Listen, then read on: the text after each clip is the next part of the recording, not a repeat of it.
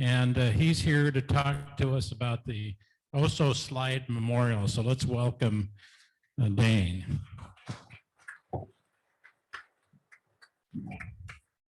I'll take it, Jane. Awesome. Hey, thanks so much for having me here. I know a handful of folks in this room, but after today, I feel like I know all of you. It's your personalities, your humor, and your love is infectious, and it's like right up my character as well. I've known Peggy Ray for about 7 years and 4 months. I met her about 3.5 days after the Oso slide. It's something that I never wanted to do, but now that I know her, it's just been amazing. And she's been not only a friend, but I call her part family because she's just so helpful and so supportive of everybody that was involved and all the victims' families. A little bit about me is I've lived in Darrington for 32 years. I'm originally from Ellensburg. We actually cleaned Dale's pharmacy floors back when it was tiled. Then he went to carpet and we're out of a job. So we had to find something else to do, but it was all good. But I love this guy. He'd stay there with us till like 4 in the morning and just hang out. Him and my dad really hit it off. I am here representing the families and ultimately Snohomish County Parks in reference to the Oso Slide Memorial. We are in the process of gaining funding for a long-term memorial, which will forever idolize the legacies of our loved ones, of the 43 victims, the 11 survivors, and then not only that, the first responders, the community members, and ultimately everybody from around the world that came during that time of need for all of us. My sister is Summer Raffo. She is the only one that was driving on the highway at the time of the slide, and she was ultimately swept off the highway and buried in her mud entombed car for approximately 5 days before I could find her. If she'd have been 7 seconds one way or the other, she'd have got hurt. They had to heeled her out, but ultimately it led to her death. And so my focus as her older brother was, number one, to find her. And I did that. I went back and continued to find the rest of the victims. And now my mission is to make sure that their legacies live on. 7 years was marked on March 22nd of this year. It never gets easier. It feels like it was yesterday. And I made a solemn promise to my sister then, or anyone that would listen, that I would make sure that I would remember and honor them every year on that day. 43 lives were ripped from us, and each of you know them. You've seen the news, you've read the papers, you're on the internet, you talk to your neighbors, and you guys know who they are. We're all still picking up the pieces, and this, even 7 years later, it's still very raw for us. I have 3 kids that grew up in Darrington. Their names are Riley, Zach, and Kaylee. They went to Darrington High School. My youngest, Kaylee, just graduated last year, and she's making her way through life as going to college and working. But throughout their time in high school, I was very active in their events, their sports, and field trips and stuff that they were there. And as I was there, I was always known as Riley's dad or Zach's dad or Kaylee's dad. I was never known as Dayne. And actually, when I walked in, I looked up on the board, and the guys had me down as Dayne Summers. And I'm like, yes, this is awesome. This is awesome. But since March 22nd of 2014, my name has always been Summers' brother. She grew up with 2 brothers, myself, and I have a brother that's 2 years younger than me. And we didn't make her tough. She wanted to be tough. She was a tomboy through and through. She didn't care for dolls or girly things. She wore makeup twice in her life. She shoot horses for a living. She had football uniforms. She had cowgirl boots. She rode BMX bikes. She played Tonka trucks and Legos with us. And she rode horses with us starting at the age of 2. She'd get bucked off. She'd get right back on. She didn't care. The tough girl tomboy persona that she had worked well for her, and her passion for horses grew into a career being a farrier. And on that day, she was actually on her way to shoe a horse right at Ryan Falls, and she never made it to her destination. If she had been late, which she was never known for, she wouldn't have died. But she wanted to be punctual and on time, and so she ended up getting caught up in that one stretch of the slide that engulfed her. The dirt mud, rocks, trees, water, and debris, claimed 43 lives on that day and destroyed everything in its path. A few hours after the slide happened, I jumped in my truck with tools to go down there, not knowing what was going on. That's an area where slides are known for. And so we figured, 20 yards of dirt on the road, some lane blockage, an inconvenience on a Saturday, but DOT will run their front end loader down there and move it. It'll be fine, hoping in a few hours. What I saw was unfathomable. It defied every law of physics. It defied everything science known to man. It was unbelievable. I still did not believe that she was dead or that she was buried. My two sons and I spent 6 hours walking through that mud because they had already pulled out the first responders because it was still very active, but I didn't care. I went in there to find her. That slide buried my sister. I'm her older brother. It's my responsibility to make sure she's alive and bring her back out. On day 3, we knew it was going to be a recovery mission, not a rescue mission. So I kept going back, looking for her. And finally on day 5, I did just that, recovered her. I said my goodbyes to her once we got her out of her car. It took us 3 hours to dig her out. She was carted off in a helicopter, and she's going to be really pissed off at me because she hates heights, has a fear of heights, but that's all right. And she's gonna be mad it took me 5 days to find her. I went and I held my mom's hand, who is Summer's best friend, and tell her that she was no longer in that mud. That's all my mom wanted, was for her to come out. She came out whole. She was probably, as the coroner said, she was probably the most pristine body to come out of that slide. Day 6, I went back, and I kept going back day after day, every day until everyone was out of that mud. And after a few months, in August, September, one of the survivors, Tim Ward, one of Peggy's best friends too, and one other family member joined Snohomish County in planning a small memorial. Snohomish County bought 14 acres right away. So it's not subject to the FEMA regulations and stuff where a natural disaster would occur. So they own the land, but we needed a place of solace, a place of remembrance, the place where Summer's life and 42 others ended on that fateful day. So I told you a little bit of history about Summer, and there are more. And now I want everyone who stops at that intersection at Highway 530 and Steelhead Drive to know their story, to remember the legacy of the lives of the 43 that perished and the 11 survivors. We currently have plans for the memorial. It's been a little bit fluid because there's been some issues with wetlands and stuff encroaching in. So we're trying to get ahead of that.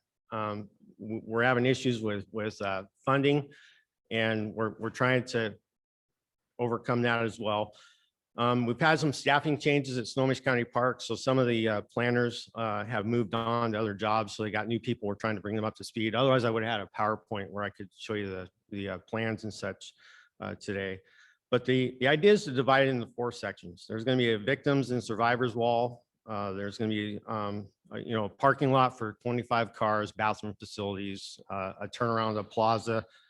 The victim survivors walls are the second section will be first responders, the event itself, and then the Steelhead Haven community will also be recognized. Originally, cost projections were about $6 million, but when you're dealing with, as you guys know, when you're dealing with county and government stuff, you got to have RFPs, RFQs, you have to pay prevailing wage. Everything costs way more than what it should if somebody in the private sector was doing it. We did a little bit, got a little bit creative. We are with a nonprofit organization now that the families are involved with, so we can bypass a lot of that to significantly reduce the cost. We're thinking now that we're going to be in this for about just over $2 million. We've raised $1 million in the last 7 years, and we've done that by various means. We've had galas, we've had some fundraising events, auctions.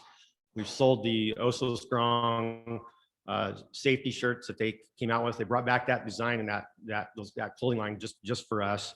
We've done a whole bunch of other small things and stuff, but we know we're not going to get this money by, doing spaghetti feeds and yard sales and charity events like that. So we're trying to go after the bigger ones like the Microsofts, the Amazons and stuff like that and see what we can get as funding. We've gotten some grants. Grants are slow in the process of coming in and such, but we're still applying for every grant. There's not a rock that we haven't turned over to look for money from the government and such to get that. But we have gotten some. We've been successful, and we look like we'll get some more. But we're still a ways away, and we've got a lot of donated materials that are coming in. A lot of donated labor that are coming in. And so even with that and reducing the actual size of the memorial, we're thinking that about 2.5 million is going to get us where we need to be. And we're just about halfway there. There is a website. It's called slidememorial.com. And that has the updates and stuff. And I don't think the actual new designs are on there as of yet, as I mentioned earlier, but that's a good place to go. I had cards that we had made for those, but I ran out about 2 weeks ago. So of course I didn't get to bring any, but I can bring some and give them to Peggy and then she can hand them out to you. But again, that website is slidememorial.com. We will have a donor plaque on site. So anybody that donates any kind of materials, funding, monetary value and stuff like that, or labor, it will be recognized, because we know from day zero, when that thing happened, everybody came out and supported us. Everybody did. And we want that same recognition for this memorial. So again, I appreciate you having me here. And if you guys have any questions, I'd be happy to answer them. Question for you. Well, not a question, but I understand that you are taking care of Summer's horses that she had, and you told me the story when you got here about the rescue animal, that why you didn't show up the first time you were scheduled. Why don't you tell that story? Sure. At the time of the slide, actually at Whitman Road, me and my family leased the old Genora farm. So there's about 120 acres. At that time, we had 26 horses. 3 years before that, we had about 82. And then we got down to the 26. The majority of those horses were Summer's and my mom's. Once Summer had perished, my mom shut down. She couldn't do horses anymore. It was her and Summer's passion. And so she shut down. So I'm like, you know what? I'm going to keep it going because that's one of her legacies. That's what she loved. It was her passion. So I have Summer's horses. I take care of them, and we winter them, we barn them, we hay them and stuff like that. And Summer's big thing too was rescues. So about 7 months ago, we got a call from this guy or this gal out in Sultan, and they had too many animals. They couldn't feed them. So they said, we got two paints that need to go somewhere. Can you guys take them? And at first we're like, no, we're kind of at capacity right now, but I can't say no. So we went and got them, trailer them back up there and stuff. And one of them's a gelding that's was pretty feral, wasn't broke, didn't like people at all and stuff. So I worked with him. And my mom kept saying, man, you have a gift. You're like Summer. You're like the horse whisperer. And I kept working with him. And I was going to be here I was scheduled to be here for your May meeting in the beginning of the week. And I went out to feed, because we still feed up in Darrington. We're about 6 weeks behind you guys and as far as winter stuff. So I went out to feed and grain, and I was petting my horse, because she always comes right over and loves on me and stuff. And I was petting my horse, and that gelding who I'd been working with I thought, man, I finally got him to this next level. He comes over and he just turns around, this full on, rears up, and with both of his back legs just nailed the center of my back. Shoved me to the ground. I didn't lose consciousness or anything, but shoved me to the ground. I got it. My horse just stayed right there and was kind of nudging me, telling me like, hey, get up. I had to crawl to my truck, so I didn't have service at the pasture where they were at, and crawl to my truck, drive to the highway, and then call my daughter to come get me and take me to the hospital. So I broke my L5, fractured my L4. And so they said they fused back together and stuff. So it's all good. It hurts like hell, but it's just one of them things. But I'm sorry I missed that. But yeah, I want to keep that legacy going with Summer and make sure that her horses live on, and so we got them all labeled and named, after her. So that's one of the important things to me. Yes, sir.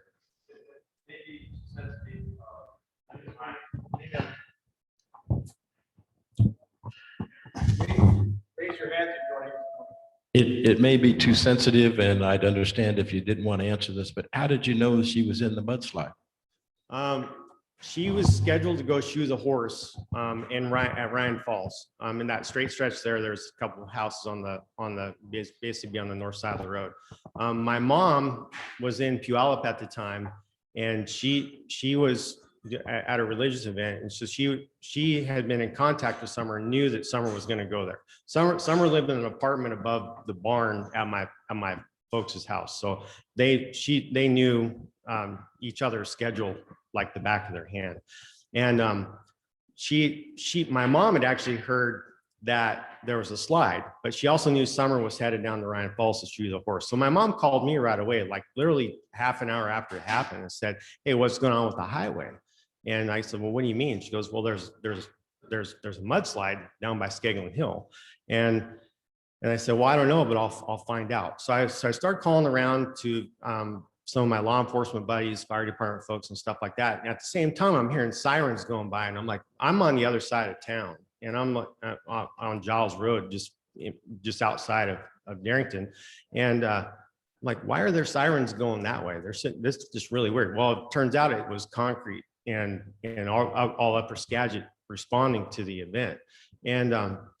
And I found out that there was a slide, but nobody said the magnitude. And so I called my mom back and I said, "Yeah, there's a slide down at Skegland Hill, the road's blocked." And she goes, "Well, I can't get a hold of Summer." And I said, "Okay, well, I'll drive down there," and thinking that she's, in a line of traffic or something or whatever. Like I said, it's 20 yards of debris on there. And I drove down there, and just the look on all the firefighters' faces was like, "You got to be kidding me." It just they said, you can't go in there. And I did anyway. I drove past the blockades and we walked in.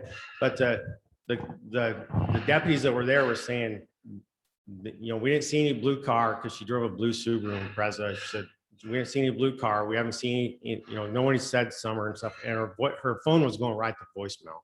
And she's always real good about answering her phone. Where she was supposed to go at Dina's place to shoe the horse, Dina was saying, yeah, she never showed up. So I called Willie Harper in Osos, thinking, well, maybe she's on the other side, because we couldn't get through, nothing. And so I was telling my mom this, and my mom was on her way back. She left early, and she said, "We're coming back." And I said, "Summer's somewhere, we just don't know where." She goes, "She's in the slide." It was that mother's intuition that she knew. She goes, she's buried, Dane. And I started getting irritated at my mom. I said, "What do you want me to do?" And she goes, "Go find your sister."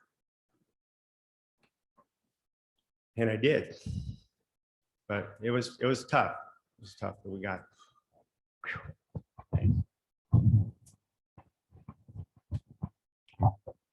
Thank you so much for sharing. I know it's really hard for you, and I know how much you love your sister, and we have all become a family, and I just appreciate that. But I also want to just thank you for everything you do. You and the team that's trying to raise these funds, they're out there just weekly trying to do speaks and go out and do presentations regarding the slide memorial and what you guys are trying to do, so you can have a place to go see your loved ones, and other people can come and pay their respects. But they're out there, they're selling t-shirts, they're selling hats, they're doing everything they can. They're calling the governor, they're calling all the higher ups, trying to get this known as an actual disaster for the United States, and trying to get the funding from all different places. So I just appreciate all your guys' hard work and really trying to make this happen for your families. Thank you, Peggy.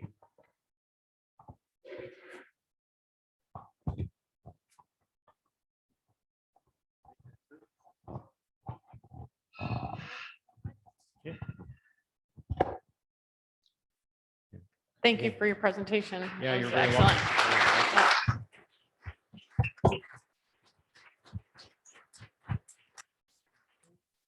Thank you guys for having me. I really appreciate it. So this, like I said many times, it's still raw, and sad, and I'm sorry if I made you cry, but it's just brings the human side out of it. And I know the folks in this room can relate, so appreciate it. Thanks. Thank you. Membership committee right after this meeting, so stick around if you're on the membership committee. All right. Well, thank you everyone for coming. That concludes our meeting.